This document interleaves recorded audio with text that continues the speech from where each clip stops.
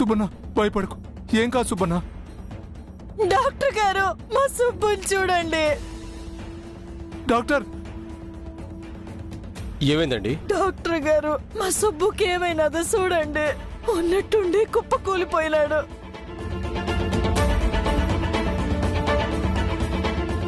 Bye, అర్జెంటుగా emergency వాడికి తీసుకెళ్ళు. ఏమైనది మా సుబ్బుకి? జస్ట్ వెయిట్ అమ్మా. సుబ్బుకి ఏమైనది?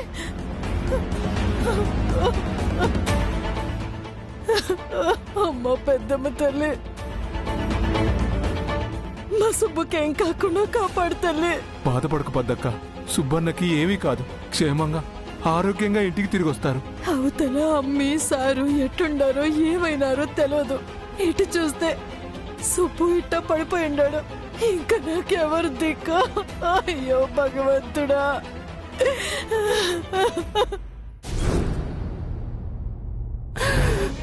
ఆర్య,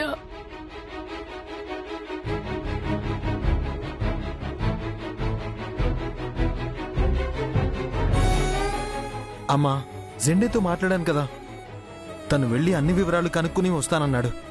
దాదాకేం కాదు, నువ్వు ధైర్యంగా ఉండమ్మా ప్లీజ్. ఇంకేం ధైర్యం అల్లుడు భవానీ? చెట్టంత మనిషి పోయాక ఆ దుర్వార్త విని తట్టుకొని ఎలా ఉండగలరు? మీకెంత కష్టం వచ్చింది వదిన మాత. మీ కడుపు కోత నేను చూడలేనే. నా కళ్ళు పోయినా బాగుండేదే. బ్రాయిన్లా, నాకు పుట్టబోయే బిడ్డకి మీ చేతులతో పేరు పెట్టించాలి అనుకున్నానే. వర్ధన్ కుటుంబ వారసుని చూసుకోకుండానే వెళ్ళిపోయారా? అయ్యో, ఇక మాకు దిక్కెవరు? పెద్ద తలే పోయాక ఇక ఈ ఇంట్లో మంచి చెడు ఎవరు చూసుకుంటారు? సింహం లాంటి మనిషి కళ్ళకు కూడా కనిపించకుండా పోతారనుకోలేదే. సంతోషంగా గడపాలని వెళ్ళారు, తిరిగి రాకుండానే వెళ్ళిపోయారే. దేవుడు లేడు వదిన మాత. ఉండుంటే మీరు చేసిన పూజలకి మీకెంత కడుపు కోత మిగిల్చడు. అయ్యయ్యో, మీరు ఏం పాపం చేశారని మీకీ వయసులో ఇంత గుండె కోత పెట్టాడు? కొడుకు కోడల్ని ఒకేసారి తీసుకుపోయారే. అయ్యయ్యో మాత. స్టాప్ ఇట్, అనవసరంగా ఇష్యూ చేయకండి. ఫ్లైట్ క్రాష్ అయినంత మాత్రాన అందరూ చనిపోయి ఉంటారనేం కాదు. దాదాకి ఏం కాదు, ఆయన క్షేమంగా తిరిగి వస్తారు. మీరు ఊరికే శోకాలు పెట్టకండి. అయ్యో అల్లుడు భవానీ, మీరు నిజాన్ని జీర్ణించుకోలేకపోతున్నారు అంతే. అంత ఎత్తు నుంచి సముద్రంలో పడ్డాక ఎవరైనా బ్రతుకుతారా చెప్పండి? మన అత్యాశ కాకపోతేను. మీరన్నవసరంగా వదిన మాతకి ఆశలు కల్పించొద్దు. జరిగిన దారుణాన్ని ఎవ్వరూ చెరపలేము. నమ్మాలి, నమ్మి తీరాలి. మన ఆర్యవర్ధన్ గారు, మా నాను ఇక మనకి లేరు. అమ్మా, అమ్మా. కేశవ, వచ్చావా? నా ఆర్యకేం కాలేదని ఈ ఒక్క మాట చెప్పు కేశవ. అనుతో కలిసి ఎలా నవ్వుతూ వెళ్ళాడో అలానే అనుతో తిరిగి వస్తాడని చెప్పు కేశవ. దాదా గురించి ఏమైనా తెలిసిందా జెండే? చెప్పు కేశవ. చెప్పండి జెండే భవానీ గారు, వారు తిరిగి రాని లోకాలకు వెళ్ళిపోయారని మీరైనా చెప్పండి. మీరు కాసేపు మాట్లాడకుండా ఉంటే మంచిది. అమ్మా, నేను చెప్పేది వినండి. జరిగిన యాక్సిడెంట్ చాలా పెద్దదే, కానీ ఆర్మీ, ఎయిర్ ఫోర్స్, నేవీ అందరూ స్పెషల్ రెస్క్యూ ఆపరేషన్ చేస్తున్నారు. నేనన్నీ కనుక్కునే వచ్చానమ్మా. ఆ యాక్సిడెంట్లో కొంతమంది బ్రతికే ఉండొచ్చు అని కూడా అంటున్నారమ్మా. వాళ్ళలో మన ఆర్య, అను కూడా తప్పకుండా ఉండే ఉంటారు. నన్ను నమ్మండి. నిజమా కేశవ? ఊరుకోండి జెండే భవానీ గారు. ఎందుకు వదిన మాతని అలా మభ్య పెడుతున్నారు? నిజాన్ని జీర్ణించుకోమని చెప్పాలి కానీ ఇలా కప్పిపుచ్చితే ఎలాగండి? మీరు చెప్పారని వాళ్ళు బ్రతికే ఉన్నారని ఆశలు పెట్టుకుంటారు, కానీ వాళ్ళు తిరిగి రాని లోకాలకు వెళ్లారన్న నిజం కన్ఫర్మ్ అయితే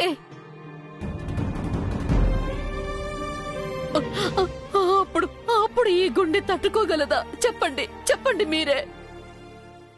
షీలా గారు, ప్లీజ్ కీప్ క్వైట్. అమ్మా, నేను ఇప్పుడే వెళ్తున్నాను. అనుని ఆర్యని తిరిగి నాతో పాటు తీసుకునే వస్తాను. నన్ను నమ్మండి. నేనుండగా వాళ్ళకేమీ కానివ్వను.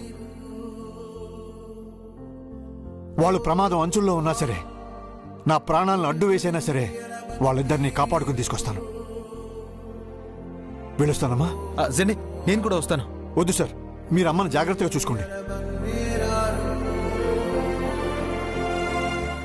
మామ్, జెండే అన్నంత పని చేస్తాడేమో.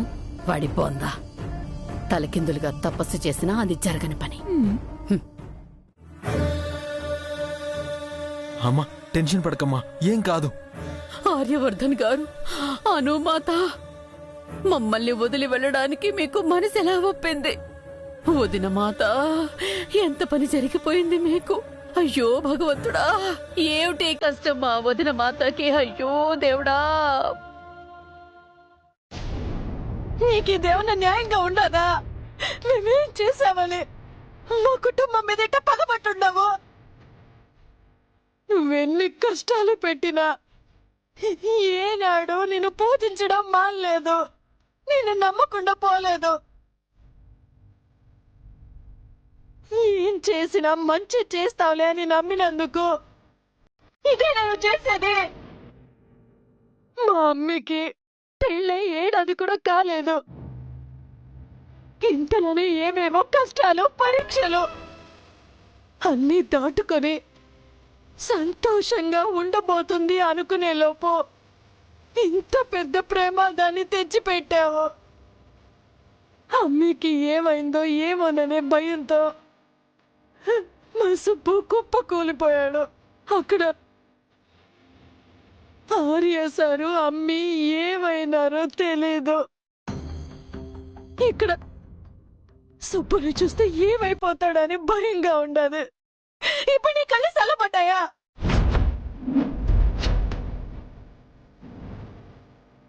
డాక్టర్ గారు, మా సుబ్బన్నకి ఎలా ఉంది? ఇక్కడ పేషెంట్ తాలూకు ఎవరండి? మేమందరం కావాల్సిన వాళ్ళమే డాక్టర్ గారు. మా సుబ్బుకి ఎలా ఉంది డాక్టర్ గారు? చెప్తాను. ఆయన ఫ్యామిలీ మెంబర్స్ ఎవరు లేరా? ఉన్నారు సార్. పదక్క, డాక్టర్ గారు పిలుస్తున్నారు, తొందరగా రా. వస్తున్నా, ఇదిగో పోతుండగా జాగ్రత్త.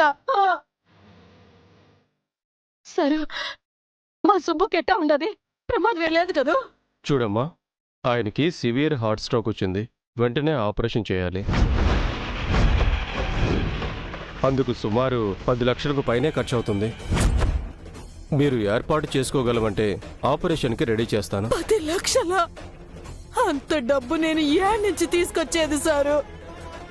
తాకట్టు పెట్టేందుకు నా దగ్గర నగలున్నట్రా కూడా లేవు.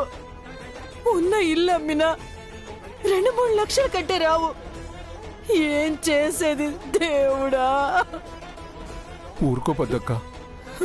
ఆర్య సార్ వాళ్ళ ఇంటికి వెళ్ళి ఓ మాట అడుగుదాం పద. అక్కడ సారుకి అమ్మికి ఏమైనదో తెలీదు.